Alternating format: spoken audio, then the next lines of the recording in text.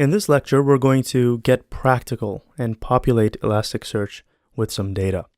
In the previous lesson, I gave an example of the vehicles index. We have three different types of vehicles, such as cars, motorcycles, and trucks, right? These are the different types. So now we'll take that example further and load certain documents into Elasticsearch. And by the way, this lecture is going to be the last time you hear me use the word insert, okay? The process of inserting data into Elasticsearch has a special terminology, and that's called indexing, right? So when I say to index a document, that means to insert the document into Elasticsearch. So the word index is not only a noun, representing a container of data, the index that contains data. It's also a verb, which means to actually put data into an index. Okay, so just keep that in mind. So now let's go ahead and index a document into Elasticsearch. We'll need to define an index name as well as the type of document. So if it's a car document we're indexing, then it will be associated with the car type. If it's a motorcycle document, it will be associated with the motorcycle type. And both of these types of documents will belong in the vehicles index. Now the syntax to index a document is this. We use the put command. This is an HTTP verb such as get and post. After that, we specify the URL that we are inserting into. Now using the tool Kibana, we don't need to state the entire Elasticsearch URL. All we need is just the index name, the type that we want to insert, or index rather, and the ID of the particular document. After that, we have the actual document with the fields that we want indexed. Now, it's important to keep in mind that each document indexed into Elasticsearch better have a unique identifier. And this is very important, so we'll specify a unique ID for each document. If we don't specify an ID for a particular document that we are trying to index, Elasticsearch will automatically generate an ID for us. But I highly recommend you provide a unique ID so that you're able to retrieve that particular document if needed. You want to be able to access particular documents where you can specify the ID to get them.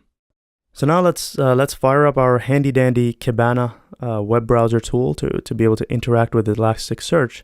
You of course should already have Elastic and Kibana installed on your machine, as I went over a couple of lessons ago. Here I'm in the terminal. We need to fire up Elasticsearch, and then we're going to need to start Kibana. So if you type in the ls command, we're in the home directory, and this is the Kibana folder, and this is the Elasticsearch folder. So let's navigate over to the Elasticsearch folder and just type in ls to see what's in there. You should already be familiar with this directory. And then we put bin/Elasticsearch and just hit enter. And this will initialize our Elasticsearch instance. It may take several seconds to start up, but eventually it will start, and notice that it has begun. Okay? So leave this terminal as is, right? Don't make any changes to this terminal. Don't close it, because that will close Elasticsearch. What we're going to do is open a new terminal. So just go to Shell up here. I don't know if you could see that, but it's on the top menu. Shell, new tab, and just open a new tab. And now we're going to start the Kibana. So to change directory, go back to the home directory. You do cd ... Okay, you put cd, change directory, space ... and that takes you one directory back. Type in the ls command and notice that we're in the home directory.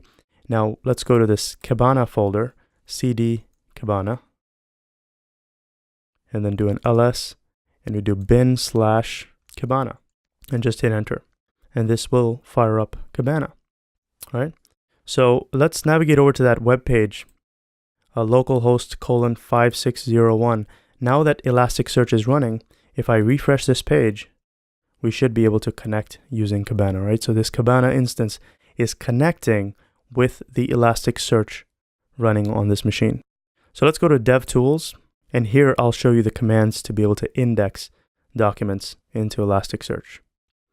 Now, just to show you something, let me open up the terminal again. So we have Kibana running here, and we have Elasticsearch running here, okay, in this tab. What happens if I end this Elasticsearch session? Click on this dot, it'll end that terminal session, right? It'll terminate that session. What happens to Kibana?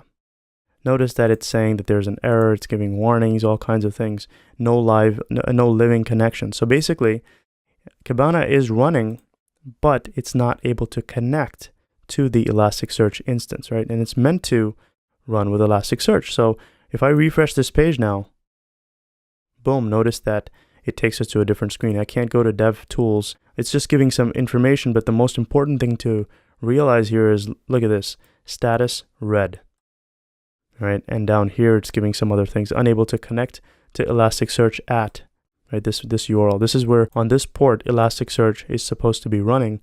And right now it's unable to connect because, of course, we've terminated that session. So to bring that Elasticsearch back up, I'm just going to go to Shell and go to New tab, and let's go to CD, go back one directory, and go to Elasticsearch. And I have a habit of typing ls a lot, so actually it's not a bad idea, just so that you can see exactly what the contents of the particular directory are before you run any commands. Just type in ls to see where you are and what the different files and directories are in your current folder. So let's kick off Elasticsearch now. We're going to bin/Elasticsearch. Okay, in just a few moments, Elasticsearch will kick off. Let's go back to the Kibana window and notice it's still giving us all those warnings, no living connections, so on. So let's wait till Elasticsearch pops up here. There you go. Elasticsearch is it's saying starting, and there you go. It has pretty much started. So if you go back to Kibana, there you go. The warnings are going away. See, it says status changed, Kibana index ready. So from red to green. So it turned this status from red to green, meaning that Kibana is now able to communicate with Elasticsearch. So let's refresh this page and notice that it doesn't show us that red status anymore. We're able to go to Dev Tools and execute commands. All right. So this is where we need to be to issue any commands to Elasticsearch. So how do we index a particular document? Well, let's say we have a document that looks like this. Using the previous syntax that I showed you, we're going to index this document. So the first thing, we need the put command, and then after that we need the slash. We specify the index that we want to index into. So that's vehicles. And then we put a slash. Next, we need to give the type. So we do car. I'm going to be inserting a car, and then finally we specify the ID. If you leave the ID out, it generates an ID automatically, but I highly recommend you choose your IDs wisely, okay? And you'll know what that means as we proceed in the course. So this one, I just named it 123 as an example. And now, after this put command, we need to specify the actual JSON, the document that we want to index. That goes on the next line here, inside of these, inside of these curly braces. And I already have the fields copied somewhere else, so I'm just going to paste them here. And now let's hit play. And boom, there you go. This is the document that gets returned from Elasticsearch, right? This is also a JSON document. As part of the response body, it sends us a JSON document. So we're going to be sending data to Elasticsearch using JSON syntax, and we're going to be getting data back from Elasticsearch in this JSON response, okay? So what part of this first section is JSON? It's just these inside of these curly braces. And this out here, let me expand that. This is also JSON in the response. So there are certain fields in the response JSON that are important to consider. Over here, it says that the vehicles index was the one that the data was put into. And the type of the document that was indexed is car. Okay, so there's a type field. And the ID field is specified here with 123 because we mentioned the ID up here. Okay, and then version. This is basically the first version of this document. If I run this again, this will actually be updated to version 2. And the more indexing I do of the same document over and over again, the version for that document gets incremented. And the reason for this is because we are actually overwriting the existing document, right? A document is uniquely identified by an ID, but also where it exists. So if the document exists in the vehicles index that is of type car with the existing ID 123, and we keep re-indexing it, it's going to overwrite the existing document, and the version number is going to be incremented, okay? So it's important to understand it's going to be overwriting the existing document. So these are basically meta fields that are added to the document that we index into Elasticsearch, right? So this is our document, right? That's all we give Elasticsearch, but what it's going to do is going to tag on the index attribute, right? The type attribute, the ID attribute.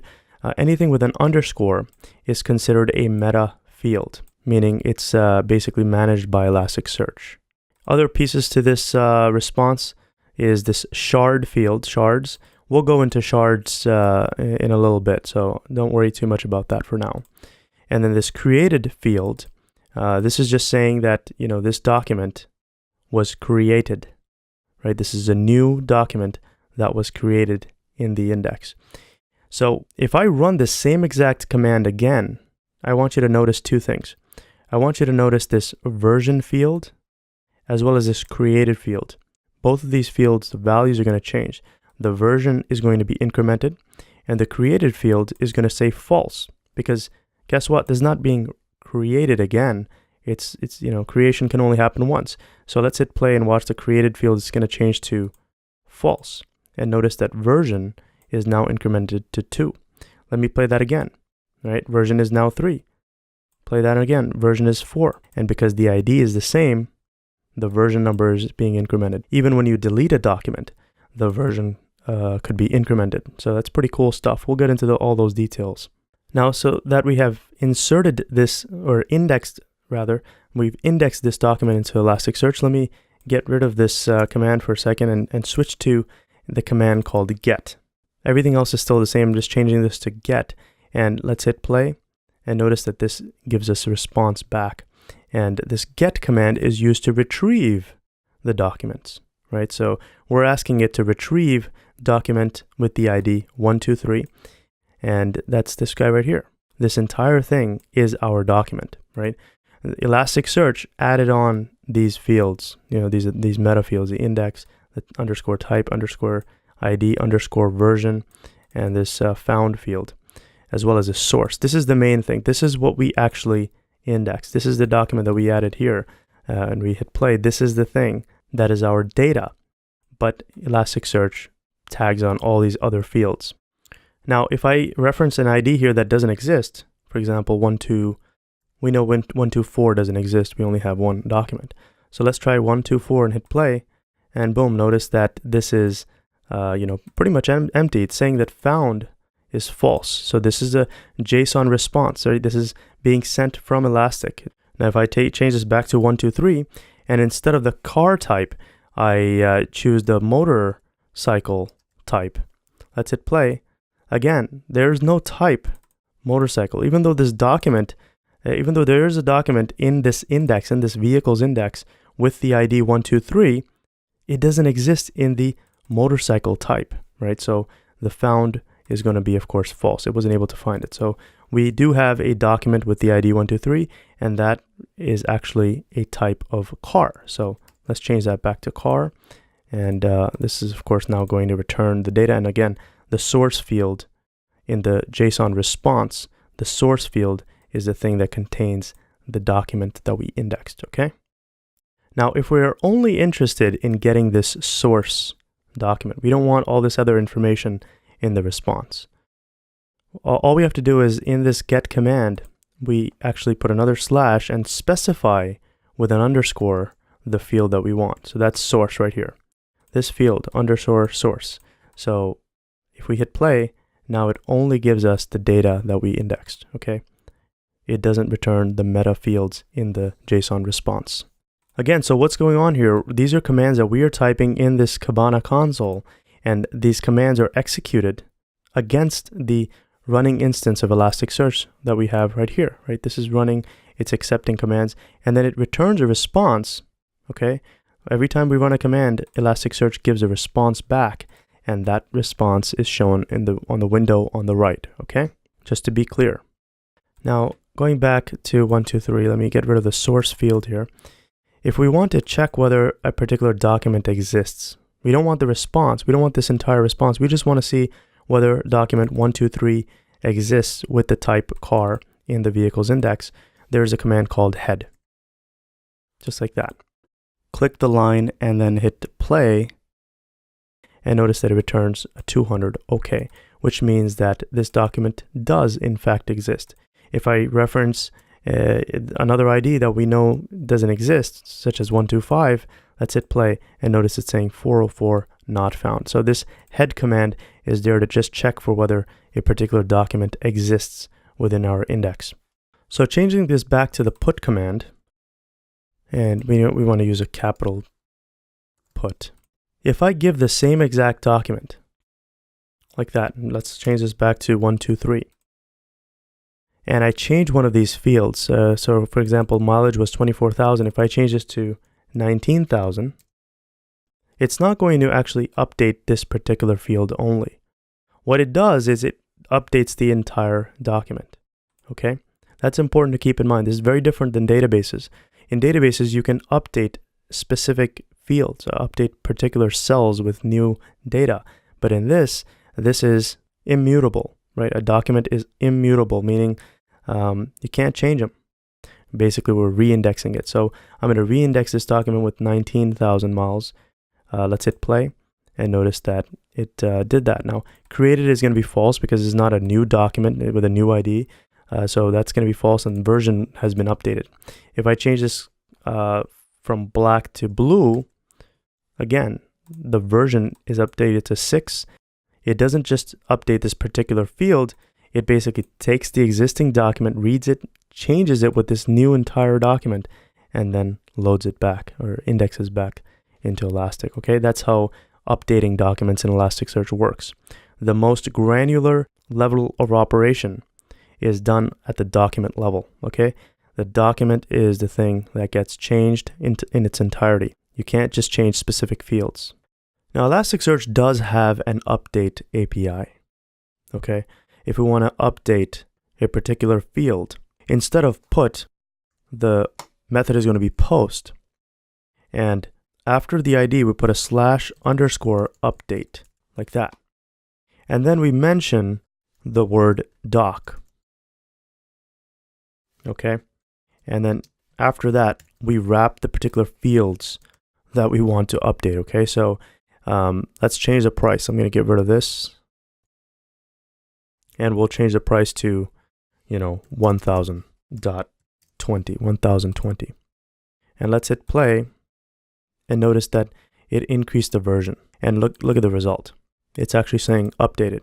Same thing as it was showing before when we were using the put. That update was still there, right? But they also have this official update endpoint. And it honestly works exactly the same way, all right? It doesn't mean that this particular field got updated or anything. What happens is Elasticsearch reads the document, right? Retrieves the document, changes it completely, and then re-indexes the entire document, okay, with this new value for the particular field. If I change, let me add another field into this. We've changed the price to $1,000.20. Now, if I add another field called name, or let's just call it driver because, there must be a driver for this vehicle, and I'll give him the name Tom. And let's hit play, and notice that, the version for the document has incremented to 8. And now if I get the particular vehicle, let's go back to the get command and get rid of that update endpoint and get rid of this JSON. We're not passing any JSON anymore. Let's hit play and notice that we've got driver. The price for the vehicle has been updated.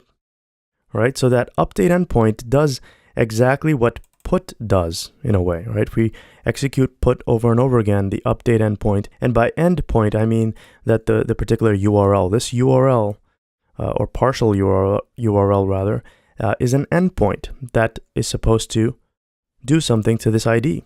If I put a /_update or _source or something like that, those are different URL endpoints that Elasticsearch provides for us to do something for this verb, this method.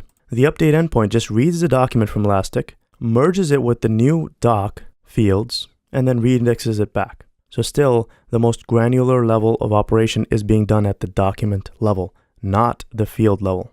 Now, what if we wanted to delete this document from this index? Well, there's the delete method, right? And we're basically saying we want to delete this particular document, right, from the vehicles index. So let's just hit play. And there you go. Notice that it deleted it. Notice the result, instead of saying update, it's saying deleted. And notice that the version number has also incremented. Before it was 8, now it's moved on to 9. So if I try to get this document back and hit play, notice that the found field is going to say false because this document has been deleted. I want to go into a little bit of detail with regards to deletes. When we delete a document, we can no longer access it, as you can see right here, right? We're not able to read the document.